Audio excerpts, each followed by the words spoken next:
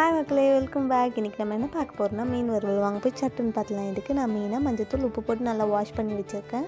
தென் ஒரு மிக்சர் ஜாரில் ஒரு ஆனியன், சின்ன துண்டு இஞ்சி, 10 பல்லு பூண்டு, கொஞ்சம் மிளகு, கொஞ்சம் சீரகம், கொஞ்சம் கருவேப்பிலை இதெல்லாம் சேர்த்ததுக்கப்புறம் நம்ம தேவையான மசாலாஸ்லாம் ஆட் பண்ணலாம். அது என்னென்னா வீட்டு மிளகாத்தூள், கொஞ்சம் காஷ்மீரி மிளகாத்தூள், கொஞ்சம் தனி மிளகாத்தூள், தேவையான அளவு உப்பு இதெல்லாம் சேர்த்ததுக்கப்புறம் நம்ம ஹாஃப் லெமனில் ஃபியூ ட்ராப்ஸ் மட்டும் சேர்த்து நம்ம மிக்சியில் ஒரு ஓட்டி எடுத்துக்கலாம்.